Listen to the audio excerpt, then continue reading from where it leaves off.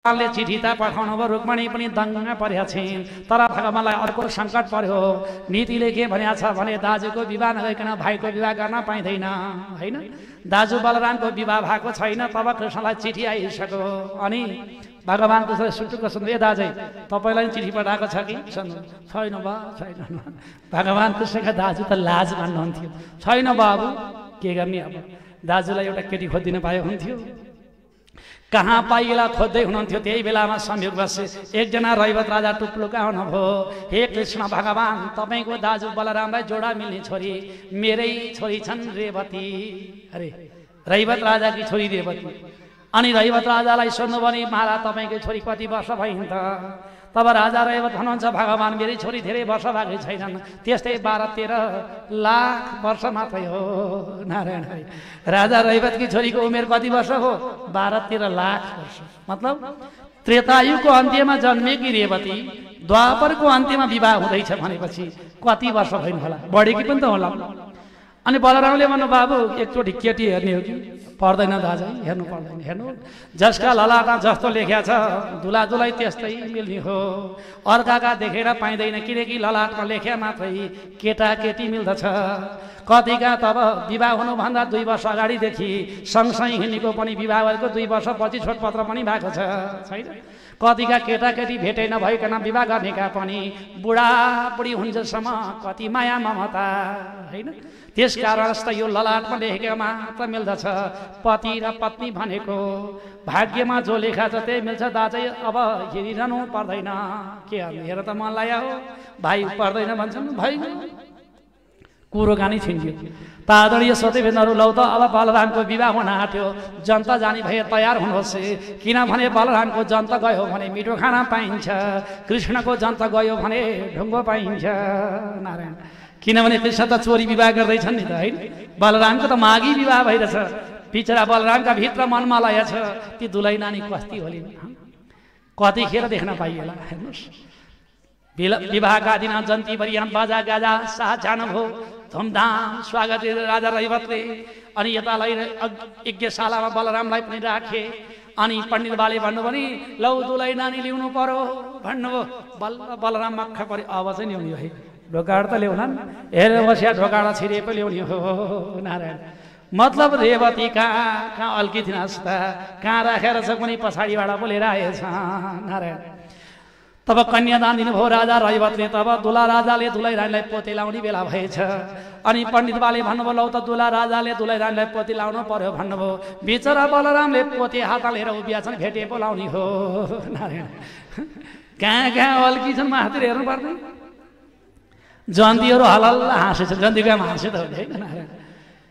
के भएका होलान् कृष्ण भगवान पनि जोडा मिल्न त चाहिन्थ्यो भनेछन् के ए बराबरी भएपछि जोडा मिलिरहेछ भइगयो त नि भनेर बलरामले पनि थपक्क हलोले आफूपट्टि तान्नु भएछ दुलैलाई नि हलोले तानेर मुसले ठ्याक्क ठोकेर आफू जत्रै बनाएर पोते लगाइदिनु भयो तादरणीय श्रोतृवृन्दहरू सबै कथा पण्डितले जे भन्छन् त्यो व्यवहारमा पनि प्रयोग गर्नु पण्डितले जोडा नमिलेदेखि मुसले ठोक्नु भनेको छ भने ठोक्नु होला र हरिओम तत्सत्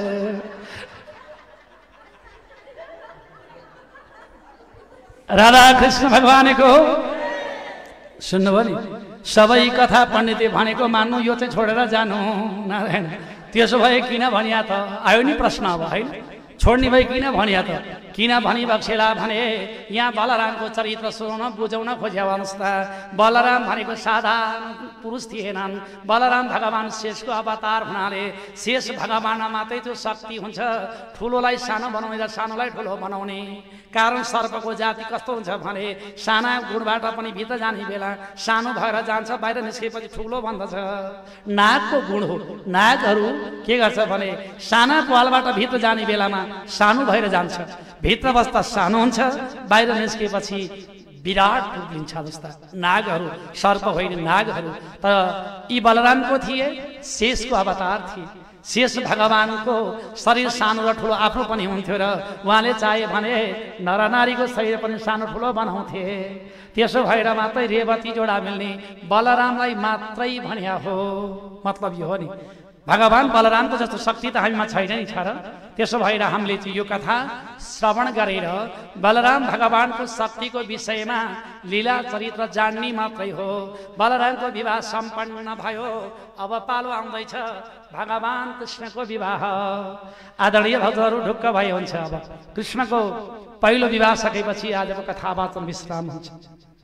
अब कति बेर आउने हो? जन त जान चाँडै गए चाँडै हुन्छ, अलि ढिला गए ढिलै हुन्छ।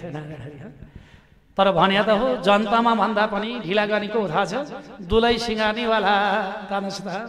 हेर्नुहोस् भगवान कृष्णको विवाह तब यहाँ रुक्मणीको विवाहका लागि भनेर त्यो शिशुपालले पनि दुला बनेर तब झल्लरी छाता उडेर बरिया बाजा गाजासँग आयो होला। सारा जन्तीहरूलाई स्वागत गरे। राजा र महाराज तब बिधर भले सरकारको मिठो मसिनो खाना दिए। अनि भोलिपल्ट बिहानको लगन रहेछ 9 बजेको। हेर्नु दुलै नानी सिँगार्न लागेका अहिले सिँगारी छैनन् भन्यो होइन। एउटाले सिँगारिन अर्कीले बिगारिन्। हेर्नु एउटीले सिँगारिन अर्कीले बिगारिन् हुँदा हुँदै बिहानको 8 बजेछ। राजा महाराज विदर्भ गएर भन्नुहुन्छ छोरी अहिले 9 बजेको लगन हो, ढिला भइसक्यो, झट्टै हुनु विवाहमा जानु पर्यो। तब रुक्मणीले यसो घडी हेरिन्, मैले भगवानलाई बोलाएको हो 9 बजे, अब बेला भयो भनेर तब भगवान कृष्णचन्द्रका अति श्रद्धा गरी रुक्मणीले पिताजीसँग भन्नुभयो बाबा जान त जान्थे यज्ञशालामा, तर पहिला फुपूहरूको विवाह गर्ने बेलामा पहिला दुलैले गएर कुलदेवीको पूजा गर्ने चलन थियो। म कुलदेवीका पूजा नगरिकन जान मिल्छ र? नारायण बिचरा सोझा बाबालाई के थाहा थियो र छोरीले उता चिठी पठाएको छ भन्ने थाहा पाएको भए किन पठाउँथे र? ओहो छोरी भुसुकै बिर्सेछौ, लौ जाऊ भनेर हजारौं सुसारीलाई अघि पछि लगाएर अहिले रुक्मणी कुलदेवीका पूजा गर्न गइन्। पहिलोचोटि पूजा गरिन्, परिक्रमा गरिन्, हात जोडिन्, स्तुति गरिन्, वन्दना गरिन्। हे आमा जगत जननी, हे अम्बिका भवानी, गोकुलमा तब मथुरामा जन्मेको, गोकुलमा हुर्केको, अहिले मथुरा हुँदै द्वारकामा पुगेको श्याम सुन्दर भगवान कृष्णलाई झट्टै बोलाइदेऊ भन्छन् नि। पहिले पूजा गरिन्, हात जोडिन्, आरती गरिन्, वन्दना टक्राइन्। अनि फेरि पनि यसो बाटो हेर्छिन्, आए त छैन। हे भगवान दोस्रो चोटि पूजा गरेर लागिन्, तै पनि भगवान आउनु भएन। तेस्रो चोटि पूजा गरेर लागेपछि तब रुक्मणी डाको छोडेर हुनलाई छान। रुक्मणी रोको सुनेर ती सुसारीहरूले के भन्ठानेछन् भने बिचरिएर आज बिहे गर्न आँट्यो भनेर रोको होला। नारायण के थाहा है, दुलै नानी रुन्छन् नि। अहिलेका जमाना पनि बिहेमा देखाएको छ नि छैन? विवाह गर्नुभन्दा 2 वर्ष अगाडि फोनमा कुरा गर्छन् है, कहिले विवाह होला र तपाईँका घर आउनु भन्छन् हत्तीतिर। नारायण हरि। अनि बिहे गरिया दिन चाहिँ बाबा आमालाई देखाउनको लागि साकसुक गर्छन् नि। नारायण कहिल्यै नभेटे केटासँग बिहे गर्नलाई भए रुनु, न त 2 वर्ष अगाडिदेखि भेटाएको केटा किन रुनु पर्यो? नारायण यो बाबामा रोउने ढाँचा मात्रै हो, छोरी जातिको तपाईँलाई भने नि अन्त कि छोरी। नारायण बा आमालाई रौनका लागि केही नै हुन पाएर विवाहको दिन उहाँ अन्माएर कारमा राखेपछि गरेका छन्, खोटो परेका छन्, आँसु आएको छैन थाहै छैन। राधा कृष्ण भगवानीको त रुन्छन्, रुन त किन पो रोको हो थाहै छैन। यहाँ रुक्मणी पनि रुन थालिछन्। सुसारीले भन्ठानेछन् बिहे गर्न आँट्यो भने रोको होला भन्ठाने। त रुक्मणीको मनमा चाहिँ के छ, मेरो कृष्ण आरण भए बर्बाद हुने छ। यसरी रुक्मणीले घुक्क रोएपछि त्यही बेलामा भगवानको पनि उता द्वारकामा दायाँ अङ्ग फरफराएछ। हेर्नुहोस् त शास्त्रले के भनेको छ भने नारीको देवी अङ्ग फरफराए लाभ हुन्छ, पुरुषको दायाँ अङ्ग फरफराए लाभ हुन्छ भनिएको छ। भगवानको दायाँ अङ्ग फरफराएपछि लौ न आज कतै राम्रो सूचना सुनिन्छ कि जस्तो छ, अझै ठुलै रकम आउला जस्तो छ। राधा कृष्ण भगवानको यतापट्टि पो गइएछ है। आनन्द गर्न भगवानको भगवान कृष्णले विचार गर्नुभयो आज केही नयाँ सूचना आउला जस्तो छ। झलक्क सम्झिहाल्नुभयो आजै हो मलाई रुक्मणीले चिठी पठाए कि अब म गइन भने रुक्मणीले आत्महत्या गर्छन् भनेर। भगवान पनि मेघपुष बालाहक नामको घोडा जोतिएको हावा भन्दा पनि छिटो चल्ने दिव्य रथमा चढेर मेरा भगवान वायु बेग्ले कुलदेवीका मन्दिरमा दायाँबाट फनक्क घुमेर टक्क ढोका अगाडि रोकिनुभयो। भगवानले ढोका अगाडिपट्टि उभिए तब रथमा बसेर भन्नुभयो मलाई पत्र पठाउने राजा महाराज तब विदर्भकी छोरी रुक्मणी भन्ने कुन चाहिँ हो, मै हुँ द्वारकाको कृष्ण। ल चिनाजाना त थिएन नि। तब भित्र शुक्र भइरहेकी तब रुक्मणी पनि घुक्क घोका गर्दै प्रभु मै त हुने। नारायण मै त हो नि प्रभु भन्दै आइन् टुक्लुक भगवानले दया हात समातेर आफ्ना देब्रेपट्टि राखेर वायु बेग्लै उडाए अनि रुन लाए सुसारेहरू लौ न लौ लयो लयो लयो भन्छन् के लयो भन्दा तुलाई नानी छोरी लाग्यो राधा कृष्ण भगवानको हरिराम कृष्ण काले कृष्ण कालेले दुलै नानी चोरी लग्यो वंशीवालेले हरि कृष्ण काले दुलै नानी चोरी लग्यो वंशीवालेले सबैले कृष्ण काले दुलै नानी चोरी लग्यो वंशीवालेले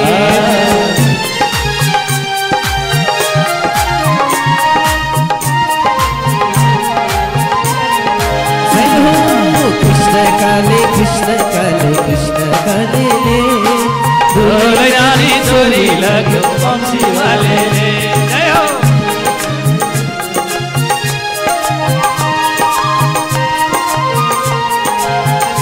जय हो कृष्ण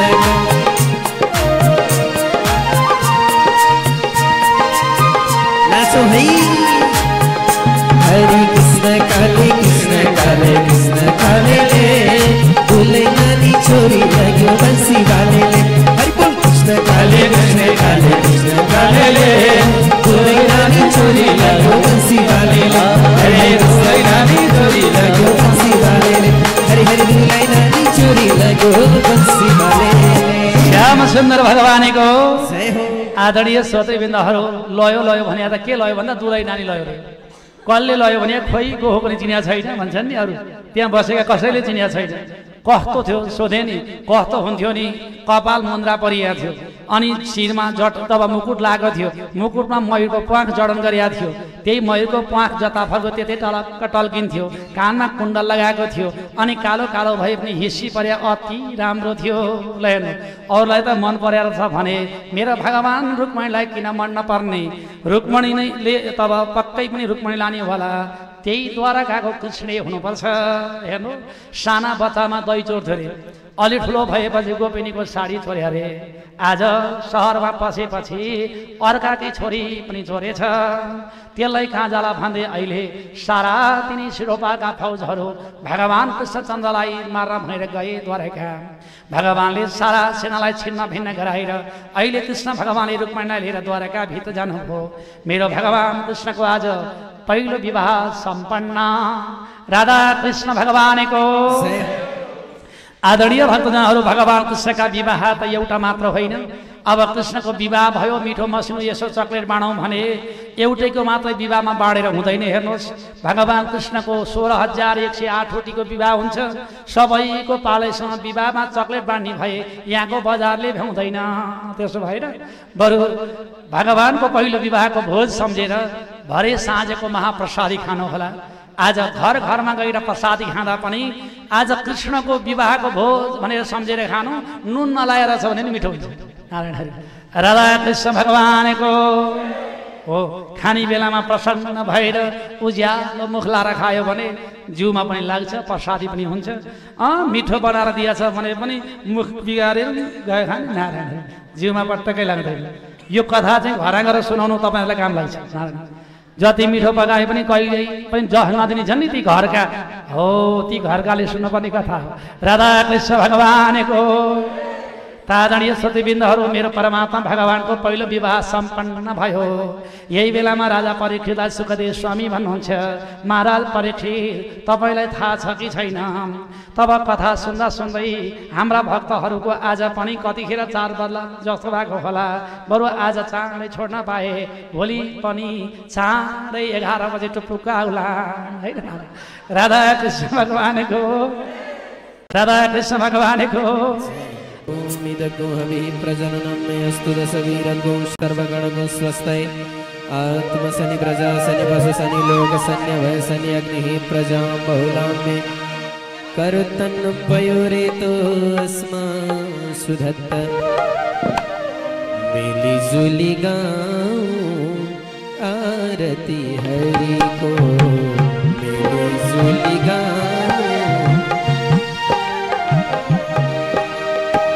कृष्ण कन्हैया को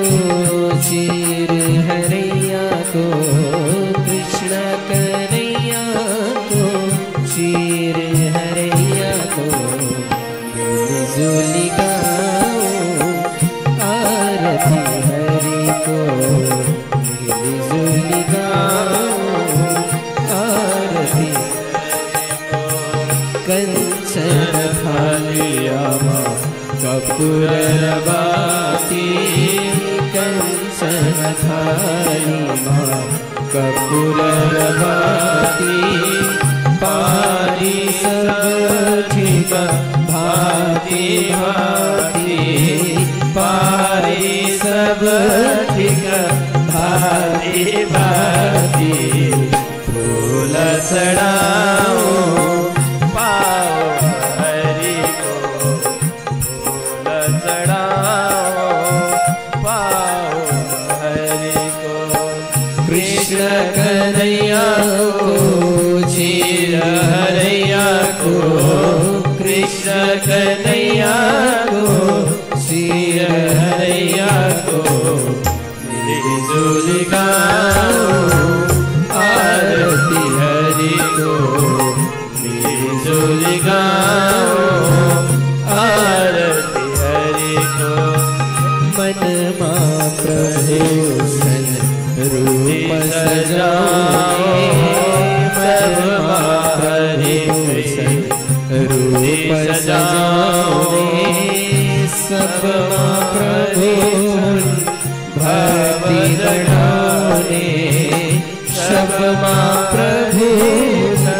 भक्ति बढ़ाने, हृदय चढ़ाओ पाओ हरि को, हृदय चढ़ाओ पाओ हरि को, कृष्ण कन्हैया को चीर हरैया को, कृष्ण कन्हैया को चीर हरैया को, मिलजुल गाओ, आरती हरि को, मिलजुल गाओ, आरती हरि को, जानी न जानी पाप करे को, जानी न जानी पाप करे को, क्षमा दिनोस प्रभु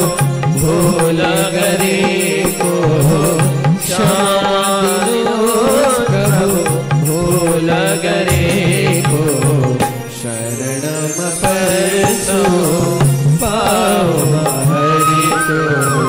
शरणम परसो पाओ हरि को, कृष्ण कन्हैया को चीर हरैया को, कृष्ण कन्हैया को चीर हरैया को, मिलजुल गाओ, आरती हरि को, मिलजुल गाओ, आरती हरि को, कर्पूर गौरम आरती हरि को, कर्पूर गौरम करुणावतारम संसार सारम भुजगेन्द्रहारम सदा वसंतम हृदयारविंदे भवम भवानी सहितं नमामि, त्वमेव माता च पिता त्वमेव, त्वमेव बन्धु च सखा त्वमेव, त्वमेव विद्या द्रविडं त्वमेव, त्वमेव सर्वं मम देव देव। आराध्यं दर्शयामि नादि पुरुषोत्तम लक्ष्मी नारायण उमामहेश्वराभ्यां नमो नमः। राधा कृष्ण भगवान को, लक्ष्मी नारायण भगवान को, उमा महेश्वर भगवान को, सीताराम भगवान को।